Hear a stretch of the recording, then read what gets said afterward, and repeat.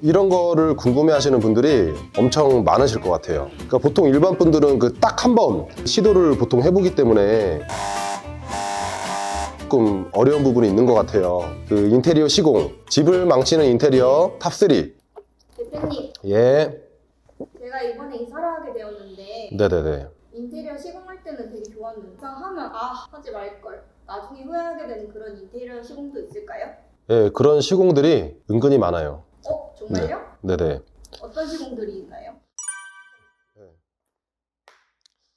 네, 이런 거를 궁금해 하시는 분들이 엄청 많으실 것 같아요. 저 같은 경우는 그 인테리어업에 오랫동안 종사를 하다 보니까 이런 거를 접해볼 기회가 좀 저희는 은근히 많긴 했거든요. 근데 보통 그 일반 분들은 이런 거를 접해볼 기회가 거의 없잖아요. 그러니까 보통 일반 분들은 그 딱 한 번 시도를 보통 해보기 때문에 이게 좋다, 안 좋다, 그거를 이게 판단하기가 조금 어려운 부분이 있는 것 같아요. 그래서 저 같은 경우는 저희 집에 그 일부러 다 시공을 조금씩 다 해봤어요. 제가 직접 경험해보고 막상 하면 안 되는 그 인테리어 시공, 집을 망치는 인테리어 탑3 오늘 여러분께 설명을 드려보도록 하겠습니다. 네, 우선은 첫 번째는 단열 성능이 좋지 않은 샤시, 창호.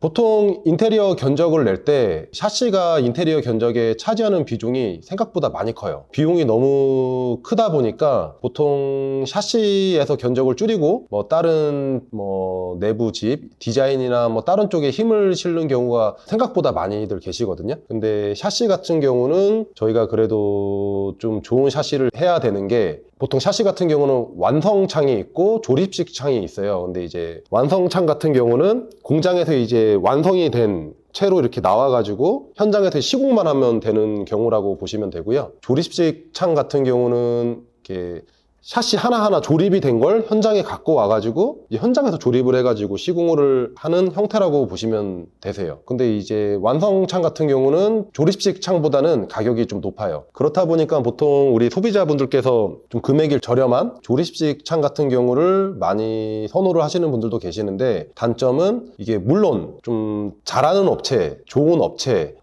그런 업체에서 시공을 한다 그러면 문제가 되진 않겠지만, 간혹 가다가 금액이 저렴하다 보니까 이제 현장에서 이제 시공을 하다 보면 좀 약간 그런 마감이나 예를 들어 좀 시공이 조금 잘못되는 경우가 종종 있거든요. 그러니까 조립창 같은 경우는 예를 들어 좀 잘못 시공을 하게 되면 아무래도 이제 벽돌, 그 콘크리트 벽에다가 시공을 하다 보니까 잘못 시공하면 틈새도 버려져 있고, 그러다 보면 단열 효과도 많이 떨어지고 하자 위험도 많이 있어요. 그래도 어느 정도 비용을 투자하셔가지고 좋은 샤시를 하시는 게 저는 좋다고 생각을 합니다. 그리고 만약에 처음에 샤시 시공이 좀 잘못되면 샤시 때문에 이제 스트레스를 많이 받으셔가지고 샤시 같은 경우는 아무래도 이제 나중에 교체를 하는 경우가 많이들 있어요. 근데 샤시는 일반 가구나 그런 것처럼 이제 우리가 떼가지고 다시 붙일 수 있는 그런 기준이 아니라 가구는 부셔서 다시 넣고 이래도 되지만, 샤시 같은 경우는 그냥 벽이랑 완전히 맞물려 있는 거기 때문에 그거 철거하는 비용도 많이 들고, 그때 돼서 샤시를 다시 교체를 한다 그러면 처음에 들어가는 것보다 비용이 2배 이상 많이 들어갈 수 있습니다. 그래서 처음에 시공을 할 때 샤시 같은 경우는 그래도 비용을 좀 들이더라도 좀 좋은 샤시를 시공을 하시는 거를 추천을 드리고 있습니다. 그러면 샤시는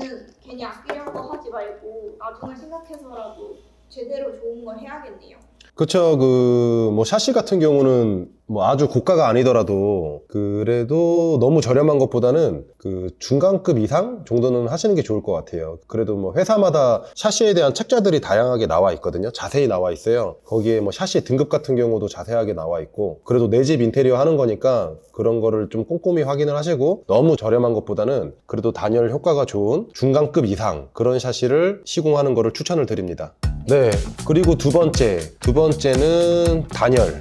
아까 처음에 말씀드린 거랑 이어지는 부분인데요. 그 단열에 신경을 써야 되는 이유가 뭐냐면, 단열에 신경을 안 쓰면 이제 아무래도 이제 바람도 많이 들어오고 그러다 보면 결로도 자연스럽게 생길 거고, 그러다 보면 곰팡이도 막 생길 거예요. 그래서 보통 단열에 신경을 많이 써야 되는데, 그냥 일반적으로 좀 저렴하게 공사를 한다 그러면 그냥 신경을 안 쓰고 공사를 하는 거죠. 그렇게 하다 보면 그냥 일반 시멘트 벽에 우리가 벽지만 바르고 좀 저렴하게 한다 그러면 그렇게 공사를 하는 경우가 많은데, 그렇게 하면 100% 결로가 생겨요. 그 단열이 좋지 않기 때문에. 전반적으로 벽에 단열재를 다 붙여주고 신경을 쓰고, 그리고 뭐 샤시 시공을 하거나 뭐 틈새 사이사이 벌려져 있는 부분 같은 경우에는 그 우레탄 폼이라는 게 있는데, 그 폼을 꼼꼼히 다 싸줘야 돼요. 다 싸주고, 폼 같은 경우가 이제 사이사이 틈을 메꿔주는데 되게 큰 역할을 하거든요. 그런 미세한 것들 하나씩 다 작업을 하다 보면 그런 게 이제 단열 효과에 엄청 좋게 작용을 합니다. 그래도 이제 만약에 집 인테리어를 하신다 그러면 인테리어 해주시는 우리 업자분이나 뭐 작업자분들께 단열에 신경을 써주세요. 꼭 말씀을 해주시는 게 좋아요. 뭐 그렇게 말씀을 안 하셔도 당연히 단열에 신경 써주시는 분들이 있는 반면에 신경을 아예 진짜 안 써주시는 분들도 계시거든요. 그래서 단열에 꼭 신경 써달라고 말씀을 하시고, 뭐 예를 들어 단열재도 붙여주시고 군데군데 틈새 벌어지는 곳에 뭐 폼도 다 싸주세요, 이렇게 정확하게 말씀을 해주시면 더 좋은 거고요. 예를 들어 우리가 단열에 신경을 안 쓰다 보면 뭐 보일러를 틀어놔도 당연히 우풍도 세질 거고, 집이 많이 춥기도 하고, 또 결로도 생기면 곰팡이도 많이 쓸 거고, 곰팡이가 많이 쓸면 건강에도 안 좋을 거고, 당연히 냄새도 많이 나고, 뭐 당연히 옷들이나 이런 가구들도 다 상할 거고, 많이 스트레스를 받겠죠. 그렇기 때문에 단열에는 꼭 신경을 쓰셔야 돼요. 그래서 단열에는 뭐 업자분들께 인테리어를 하신다 그러면 꼭 신경을 써달라 말씀을 꼭 하시고 확인까지 하시는 거를 추천을 드리겠습니다. 마지막 세 번째는 예상과 타협한 바닥 마감재.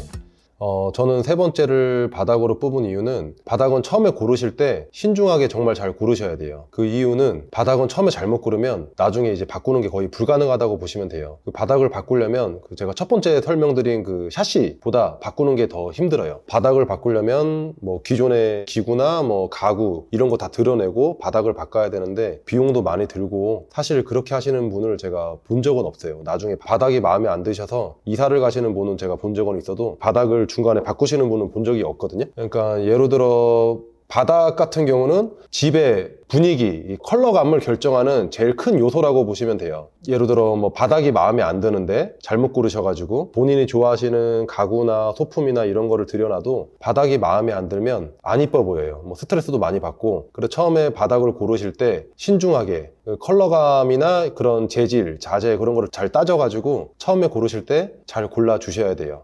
사실은 살면서 바닥재를 선택하고 시공하는 일들이 많지는 않단 말이에요. 네네. 그러다 보니까 어떤 시공을 하던 선택하기는 어려운 것 같아요.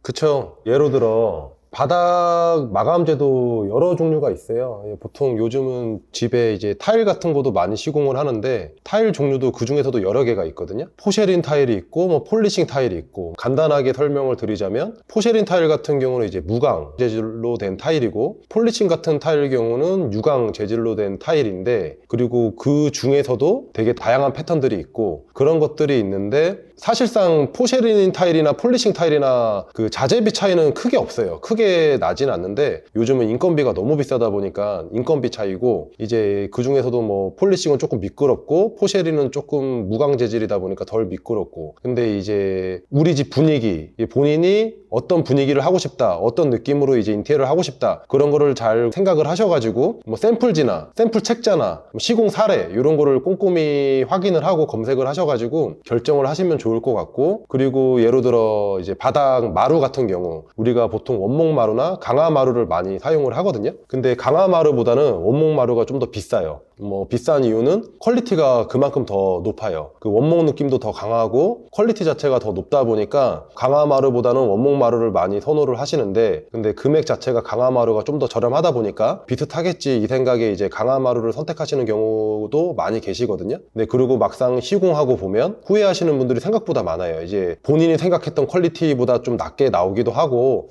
이런 느낌이 아닌데 이렇게 생각을 하시는 분들도 많이 계시거든요. 그래서 이제 아무래도 바닥 같은 경우는 본인 집이다 그러면 이제 평생 보는 거기 때문에 평생 바꾸기가 힘들어요. 그렇기 때문에 처음 고르실 때 그래도 본인이 꼭 하고 싶은 퀄리티, 그런 느낌, 그런 색감 모든 거를 다 고려를 하셔가지고 좀 좋은 걸로 고르시는 거를 좀 추천을 드리고 싶다, 이렇게 생각을 합니다. 보통 집 인테리어를 하신다 그러면 그래도 큰 돈 들고 인테리어를 하시는 거다 보니까 본인 자가 이런 쪽으로 해서 인테리어를 하시는 분들이 대부분 많이 계시거든요. 그렇다 보니까 보통 10년 이상은 다 거주를 하시는데, 10년 이상이면 그래도 어마어마한 기간이잖아요. 오래도록 그 공간을 보고 거기서 실질적으로 거주를 하시는 거기 때문에 제가 방금 말씀드린 세 가지, 창호, 샤시, 그리고 단열, 그리고 바닥, 이 세 가지만도 좀 신경을 써가지고 하신다 그러면 평생 후회하지는 않으실 거다, 이렇게 저는 생각을 합니다. 왜냐하면 이 세 가지는 그래도 평생 갖고 가는 거라고, 이 집에서. 그렇기 때문에 이 세 가지는 좋은 시공을 하셨으면 좋겠습니다. 네, 오늘 영상이 도움이 되셨다면 좋아요와 구독, 그리고 알림 설정까지 꼭 부탁드리겠습니다. 그럼 다음에는 더 유익한 영상으로 돌아오도록 하겠습니다. 네, 감사합니다. 안녕.